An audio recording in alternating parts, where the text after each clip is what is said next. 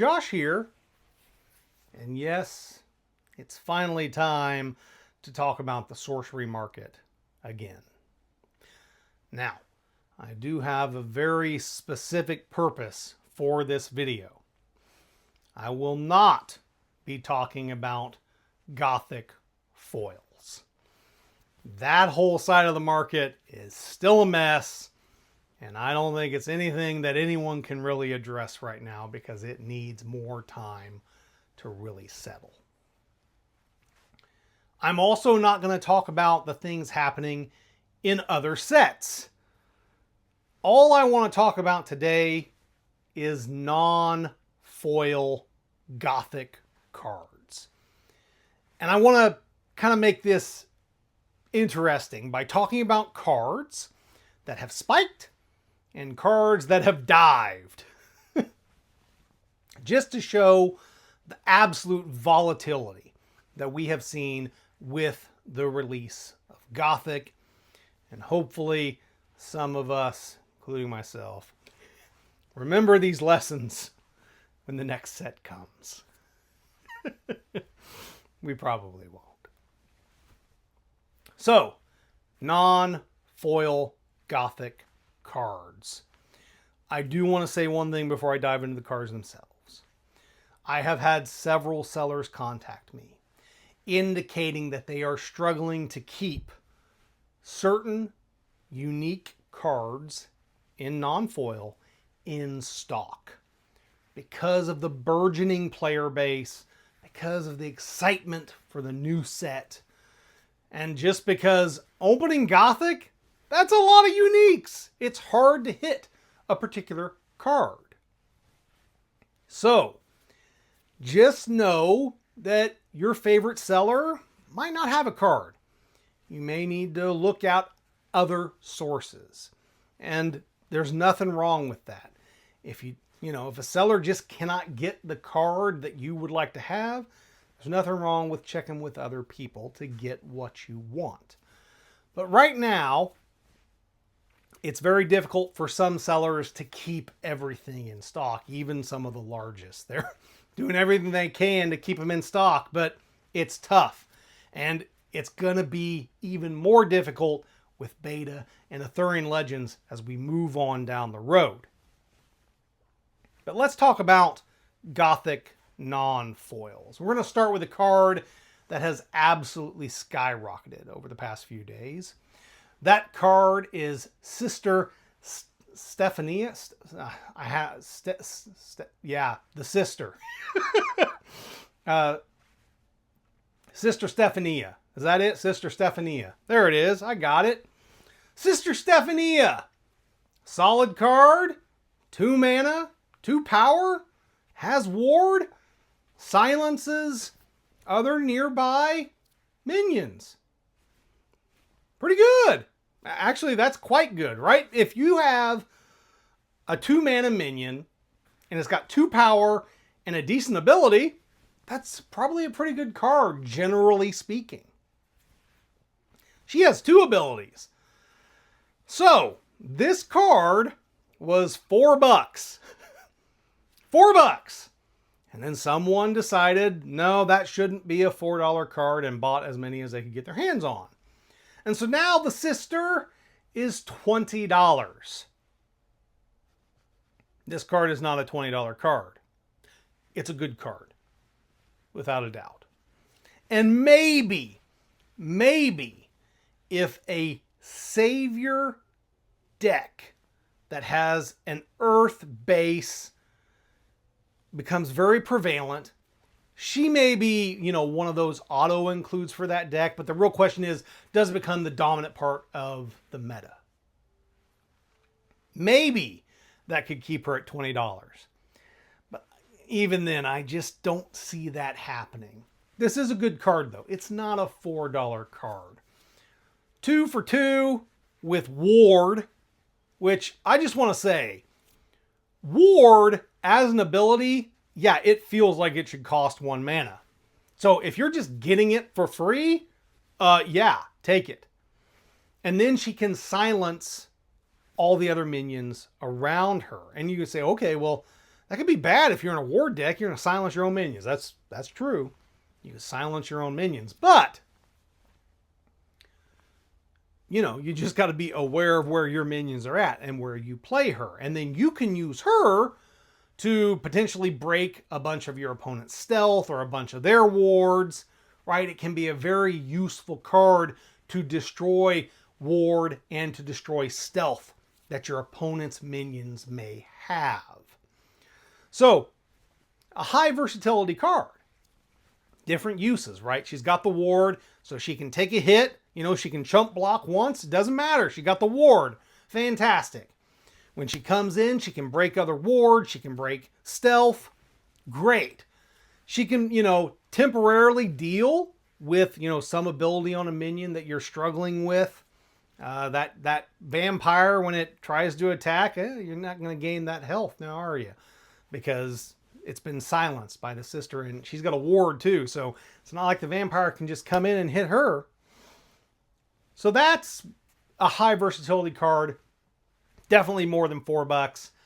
But I feel like this card's one of those cards that's going to settle in that $10-ish range. That feels right to me. Maybe $8, maybe $12. But, you know, somewhere kind of in that range. That's where I feel like that card really lands overall, just in terms of what it can do. Just my opinion. We'll see what happens. But at $20, I don't know. Unless we see a lot of the meta using Savior with a strong Earth base, I don't know that she stays at $20. I really struggle with the idea that that is going to stick. Now let's move on to a card that took a dive. And this was a card that when I first saw it, I was excited. Oh man, this card is going in every one of my decks. I'm going to use it all the time. It is going to be fantastic. And then I used the card. And every time I drew the card, I was like, what? I don't want you. No. No. What? Really? Now? The card. Kiss of Judas. Now, right out the gate, Kiss of Judas was $25. And it has steadily declined ever since. And it is now at $10. And I'm starting to wonder if it's even going to hold at $10. I will admit, I was not using this in a token-based deck. I think token-based decks may find a better use for Kiss of Judas. But when I tried to use the card, every time it came up, I just didn't have minions in a position to make it worthwhile. I mean, it sounds like a great spell. Your opponent's avatar cannot be defended. And oh, by the way, you also get to draw a card every time they're hit or attacked. Might be strike. I'm trying to remember it off the top of my head. I think it might be attack. I'd have to double check. But whatever, it sounds like a great card. Like when you read that, you're like, this is great. It's going to be awesome. I'm going to get cards. I'm going to get hit them without them being defended. It's going to be a great way to deal a death blow. Awesome.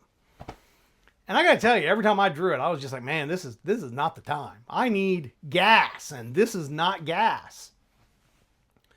So that was the thing. Now, I do think a token strategy maybe could see a lot more use for this. There's lots of guys you can pile on, really get some use out of it, draw a bunch of cards. I could definitely see that. But this one, I understand why it's fallen off, because I've cut it now from my decks, because I'm just every time I see it, I just sigh. I'm like, no. So Kiss of Judas, first card to really take a dive that I wanted to talk about. So let's talk about something that swung up quite a bit. And I thought one of these cards would. And this was the one I was kind of like, yeah, if it's going to be one of them, it's probably going to be this one. City of Souls. So the City series allows you, the site will generate 2 mana if you have another site with the appropriate threshold, or a core with the appropriate threshold, whatever. You have the appropriate threshold. You only need 1 of it. And then it will generate 2 mana, but there's also a downside. So the downside of City of Souls is that whenever the site's attacked, any damage can be dealt to any other unit. Now, at first you're like, well, that's pretty easy to mitigate. I'll play this on my back line. Cool. You know, no problem there. It won't be a problem for me as much. And I'll get that 2-mana ramp. And especially in a deck like, say, a Savior deck that really likes to have an extra mana floating around, having that little bit of ramp every turn really does help. But when I look at this and I just think, okay, this card was a $5 card. A $5 card. And now it's at 30? No.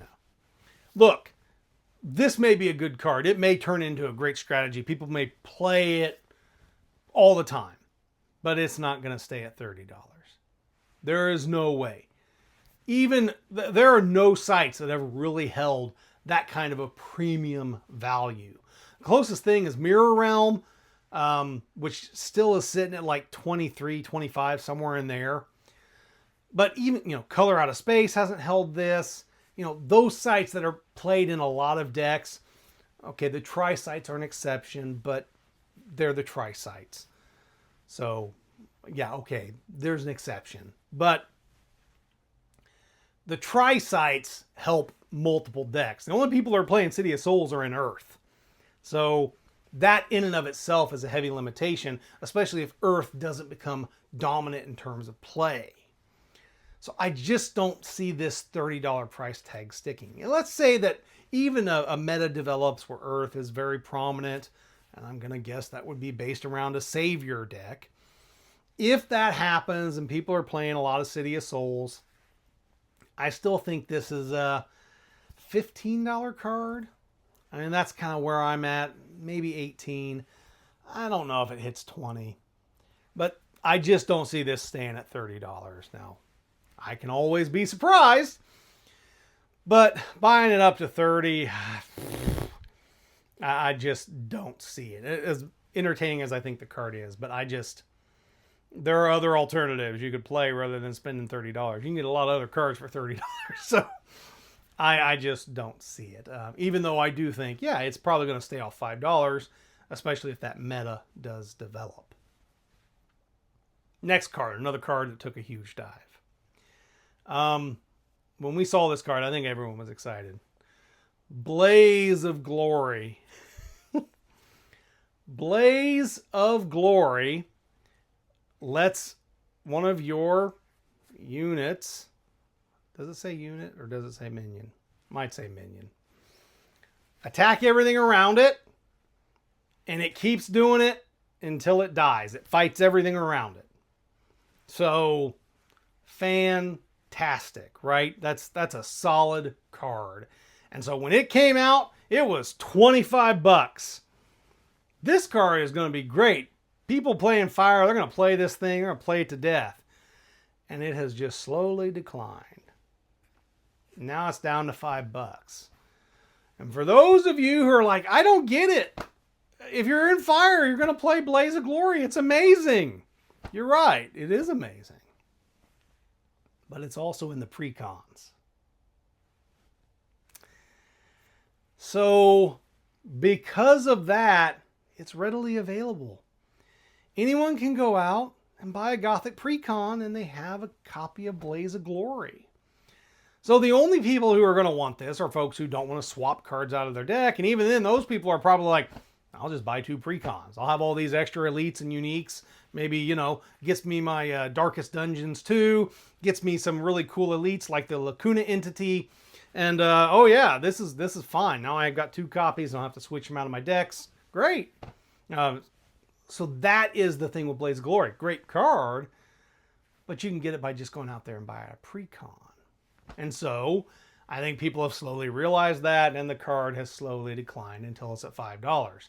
If it was not in the Precon, oh yeah, this card would be way higher than $5. But because it's in the Precon, I can even see this falling as low as $3, $2. A decent example of this, not a good example, but a decent example of this is Cloud City. Cloud City was in the beta Precons. A good card played in air. People play that card a lot, but it's just a couple of bucks. because it's in the pre-con. You can get it pretty readily. That card would probably be more. Now, certainly it wouldn't be on the level of Blaze of Glory, but it wouldn't be a $2 card. People would be paying, I don't know, $5 to $10 for Cloud City if it was not in those pre-cons.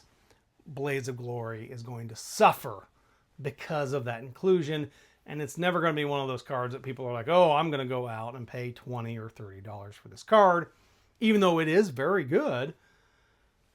Because, yeah, it's just in the pre-con. So let's go on to another card. Well, this is actually a set of cards. And I've talked about these already a little bit. So the Oomphs. The Oomphs. When they came out, these didn't do a gigantic, oh my gosh. They came out at $15. And they have slowly moved up. And now they're in this $25-ish range. So anywhere from $23 to $28. There are 4 Oomphs. Each one is a combination of 2 elements. The opposing elements, water and fire, and earth and air, you don't have an Oomph of those. It's the elements that I guess people would associate together. So those Oomphs started at 15 and gradually moved up to 25 because people realized how good they were. I think those are $25 cards. They feel like $25 cards, maybe 20, but I think that is a decent range for them. And again, because there's 4 of them, this isn't a Ring of Morrigan situation. Everyone needs a Ring of Morrigan. You don't need every Oomph unless you just want to have a playset of the Oomphs. But, even then, many players are just going to have the Oomphs that they play with. They're not going to play this particular element combination, whatever it is. They're like, I don't care about that. I'm not going to go out there and get it. So that is going to keep the demand lower than a card like the Ring. So the Oomphs actually probably I think that they actually were a healthy thing. Like people are like, 15 probably seems about right. No, these are a little bit better. And now they're up to 25-ish. That actually feels pretty good. Kind of a normal movement that I think is good overall. But that's the Oomphs, up to $25-ish. Solid cards. I think that price is probably going to stick. Well, let's move to another card. And this card I'd been watching because I didn't pull a copy. And I was like, I need to get a copy for my set. Boy, I really hope this card goes down. And I kept looking at it and I'm like, oh, it's okay, but I don't know. Is it really that high? So that card is Defiler Spire. Initially out the gate, the Spire was $20. And I was like, I don't know. $20 for that card? Yeah, sites with evil people, that have evil present, you lose a life for one site. And I'm like, $20? Nah, I just don't see it. And it has just steadily declined. Down. And now Defiler Spire is $7. And quite honestly, I could see it going to 5 or 4 and becoming one of those cards kind of in the bottom. It might not end up at the true bottom, but it's definitely a card I could see, staying in a much lower range because it's just like, it's cool, but it's not like, this is key to my strategy or, it's such a bomb that it wins me the game. It just doesn't have that. So seeing that card move down, not surprised at all. But let's move on to a card that I'm thankful I pulled. A&O. I think that's how you say it. A&O, I think. So this card, an initial release, was only $8. And when I looked at it, I was like, $8 for that, huh?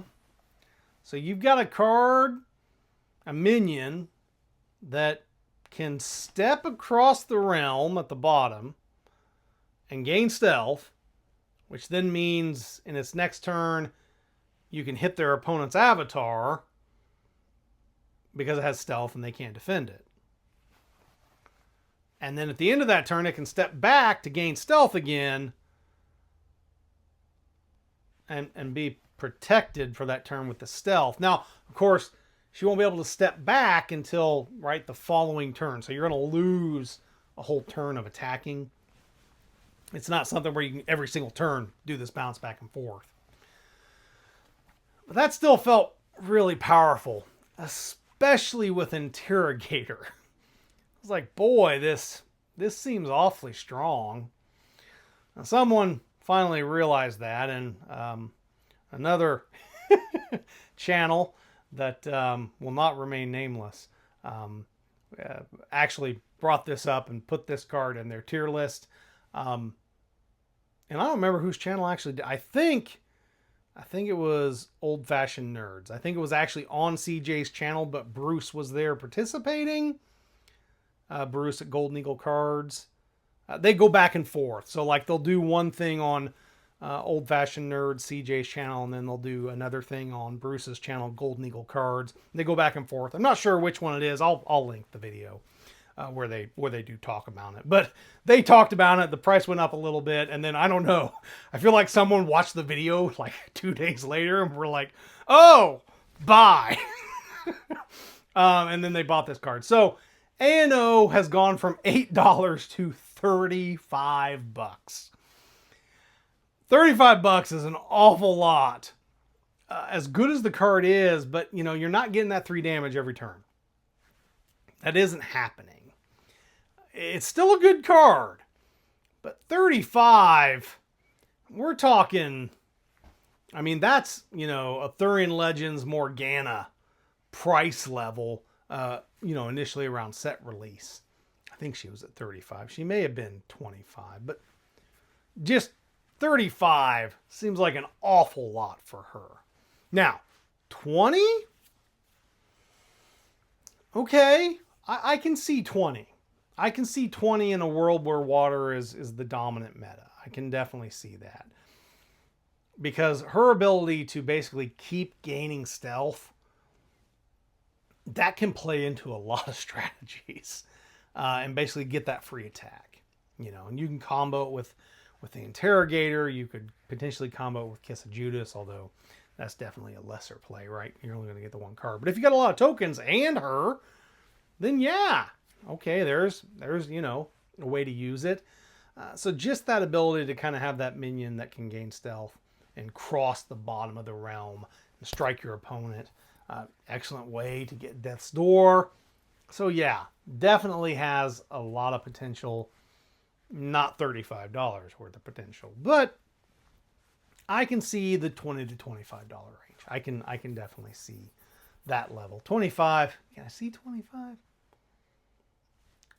If water's really dominant, right? It's like Morgana. Morgana, fire was dominant, so Morgana was what she was. So yeah, you know, I could definitely see that $20 to $25 price range for A&O, for her to stabilize at that level. Next up, another Big Dipper, and I think you all know what this one. Yeah, the Ether Core, the beautiful piece of the set. Yeah, it's beautiful artwork. Adam Burke knocked it out of the park. Period. But that card's ability to let you gain that mana when it's in the void, and it has to be held by something, so that you get that mana, so that it knows who it's given the mana to. That's a big cost to get that 3 mana, and you got to keep it in the void. And so, yeah, the other core that was $80 out the gate has now dropped to 45. And I just feel like this is just that weird thing with sorcery, right? Like 4 Waters of Paradise and Arthurian Legends just never really saw a ton of play, and yet it always held that $20 to $25 value.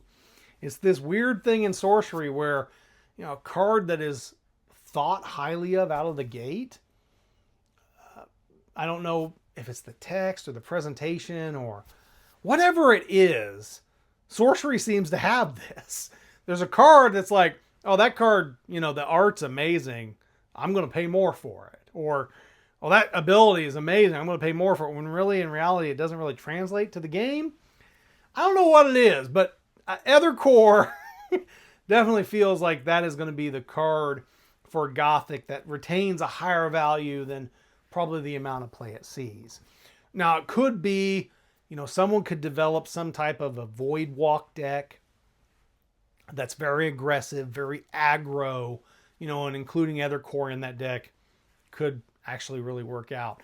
I could see something being built like that using Interrogator with a lot of Void Walk minions and just trying to hit early. And you're like, yeah, I'm going to put Ethercore in. That's great ramp. I'm going to have guys in the Void. May as well drop it in. But that just isn't going to justify a $45 price tag unless everyone's playing whatever that deck is. And even in times when certain decks are dominant, there are still a few other decks that, have made top 8s, that have, prevailed over even those decks. So, Ethercore, a huge drop, but, it's probably, is it going to go all the way to 20? I mean, it's possible, but it'll probably take a long time, right? It's one of those things where, like, it's going to slowly step down because people just don't want to let go. It's like, just let go. Let go. Yeah. And, of course, someone's probably going to break that card after tomorrow, and then it's going to... No, it's not going to happen. So, Ethercore, another big drop. Another card that as soon as I saw it at this price at release, I'm like, what? No. Buy them all at that price. Eclipse. It's literally Jihad and Crusade. That's what it is, for evil. Jihad and Crusade for evil. There you go. And it was $12. $12? Jihad and Crusade, Crusade's like 30 and Jihad's like 40 right now, roughly, I think.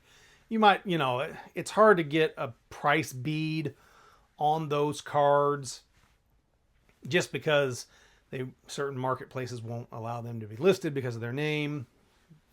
Because, yeah, optics, I guess. So, Eclipse was $12 out the gate. Now it's up to $27. Yeah, it's probably a $30 card, especially if air becomes dominant. It feels like a $30 card. It really does. I don't see that changing. Eclipse feels good unless for some reason air completely falls off a cliff and we just don't see it played. And that's not likely. Eclipse is probably going to be a $30 card. Finally. And I'm going to end with a downer. Key to the City. Another card. Nice piece of art. That ability is amazing. It's basically a core that gives an ability instead of a threshold. Oh, that's going to be great. $70 out the gate. Down to 33. And the problem with the Key to the City is that ability to allow the bearer to ignore the abilities of sights, that's suited to a very particular type of avatar. That's suited to Pathfinder. That's suited to Blade Dancer and to Battle Mage. Any avatar that's going to be highly mobile, yes, include Key to the City. Makes good, strong sense. But that's not a lot of decks. Most decks, your avatar is pretty, doesn't move around a whole lot. I guess Avatar of Air is another good example of a mobile avatar. The Key of the City would make sense to include that in the deck. And so because of that, this card that was $70 out the gate, now down to $33. And so that's what's interesting right now where we're at with Gothic. There doesn't seem to be a truly dominant must-have card. All right? Arthurian Legends had the ring. And yeah, it took a little bit for people to cement around the ring and for that price to really do its thing. But Gothic just doesn't seem to have like the card. And the reason for that, and I think this is a very good reason, is that there doesn't seem to be a unique card that is going to be in every single deck. And that's good. As you all know, I hate ubiquitous cards. I hate them with a passion. If a card is being included in every single deck, it just doesn't make any sense to me. Why was that made? Especially cards at the unique level that are harder to pull and that type of thing. So I just don't like cards that are truly ubiquitous. And everyone's like, well, if you're going to play competitively, you got to have a ring. You got to play a ring. I don't like those cards. And right now in Gothic, I'm not seeing one of those cards. And that feels very good. I'm okay with high value cards that are high value because a particular deck or element is pretty dominant. And so this card, which is associated with an element, is $30 to $40. Perfectly fine with that. That makes good sense. But for a card to be $120 because everyone has to have it in their deck if they want to play competitively, I don't like that at all. No. I don't like it.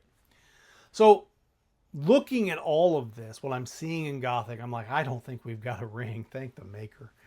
We don't have a ring. We have a lot of solid cards across multiple elements.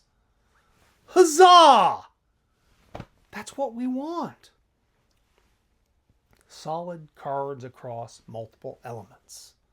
Which means that there can be many decks that can potentially be viable in an organized play environment. That's awesome. That is fantastic. Keep some surprises. That's what we like.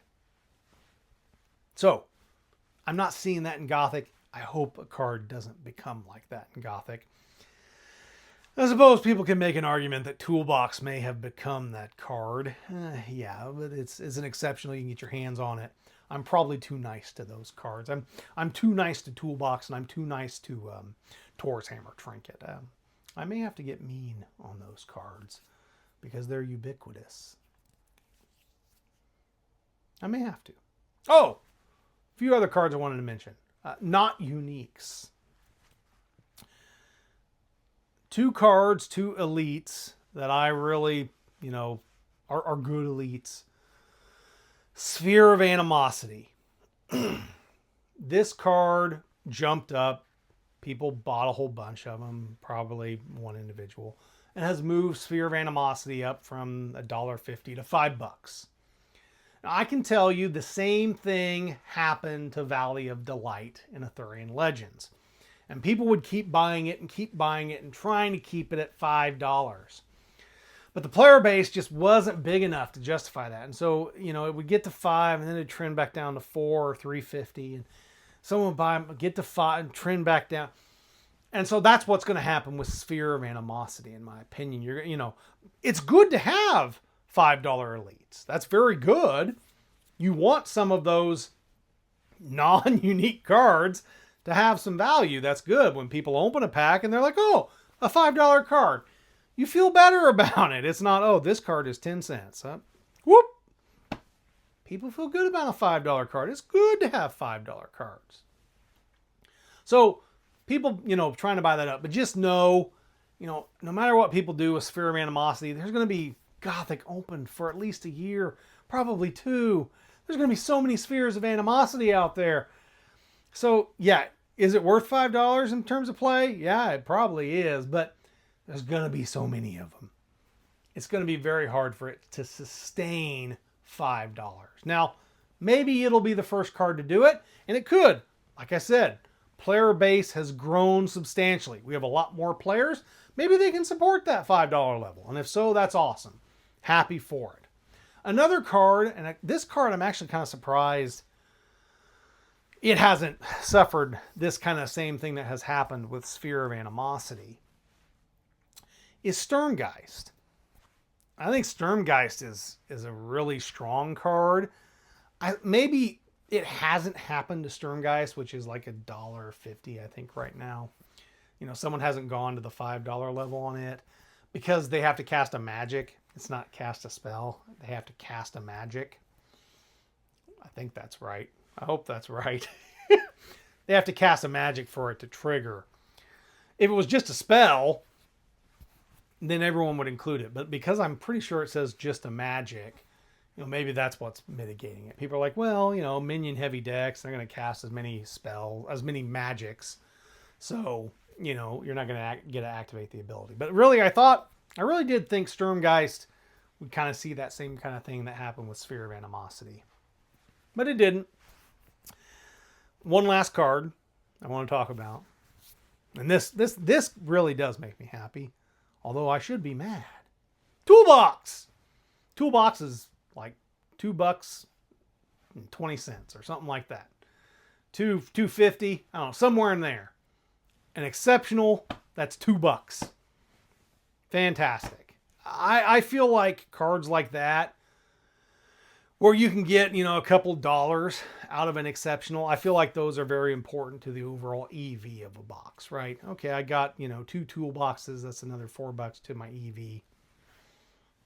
I think that's very important overall for the health of a product's, how it's accepted, right? Arthurian Legends completely tanked out. There was a supply glut. The opening experience was very tough. Very, very tough. And it just didn't really have, those things that kind of help with that value. So I'm glad to see a card like Toolbox already hitting that $2 mark. Maybe we'll get a few other exceptionals that do that and a few other elites that hit that $5 mark. I think that's good. I think that's good for the overall health of the game and of the markets in general. And I think it makes for happier players. I think if you're a person and you don't get to open a lot of product just because, you can't spend, you got to pay your rent. We got to pay. We got to pay the rent. We got to pay the mortgage. We got to buy the groceries. Right? If you can't spend a lot of money, it's nice to open a pack and know that there's a chance that you can get a card that's worth a couple of bucks in one of the other slots of the pack. Or even that if you don't get a unique, it can be okay because, there's a Sphere of Animosity and it's $5. So, hey, there's something. I can trade that for a card I was looking for or, as part of a trade for something I was looking for. I think that's good overall. So that's it. There's the whole thing. I know this one went very long. But the reason I really wanted to talk about it was just look at this. The increases, the decreases, how crazy it's been as people try to predict where things have gone. And, who knows? Who knows if, someone lost a lot of money on a particular bet. Who knows? Maybe someone did. I don't know. But that's why I did the video before the release. Just be careful. And yeah, if you missed out on the deal, if you didn't get the sister for $4 and now she's 20, well, hopefully she'll drift back down to $12. And you can get her for 12 and you paid $8 more. And yeah, that kind of sucks. But, at least you didn't end up spending, I don't know, $80 for an Ether Core. and 2 months from now, it's $25. Right? So, yeah, just enjoy the ride some. And some people have called me out. They're like, Josh, you've opened so much. And I have. I've been very bad. I admit it. I've been very, very bad with this release because Gothic's actually, it seems like it's a really cool set and it's really fun. And I had a lot of trouble restraining myself this time. But one last thing that I do want to say.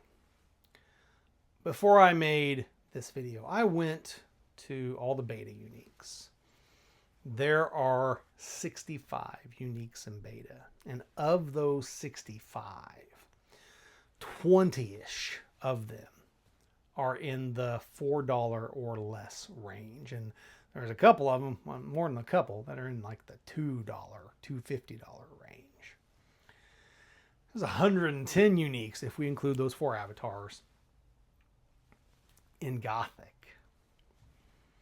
There's probably going to be a lot more of these cards that are going to be in that $2 to $4 range long term as we get on for the next couple of months. So again, if you're thinking about buying cards, you know, especially if you're just trying to complete a set, that not for play, right? If you're just trying to complete sets or collect certain things, if you stand back and wait, prices will probably decrease as the excitement of the release fades. Some of the new players who aren't used to our once a year release schedule are kind of like, man, I want to try this new thing over here, whatever it is. And again, there's nothing wrong with that. I think people should have as many hobbies as they want and enjoy them as much as they want. I know that I personally am missing quite a few of my hobbies that I used to have before I dived full tilt into the sorcery world. So just know a lot of these cards probably still have a ways to fall. Now, there are definitely going to be some that are going to pop, especially once we see some events, some organized play, we see some decks taking some wins. Some cards are going to pop. That's going to happen. But I'm going to bet there are far fewer of those cards than there are the ones that end up in the tank. Just my guess. Take it for what you will. I think that's it. I think I hit it all.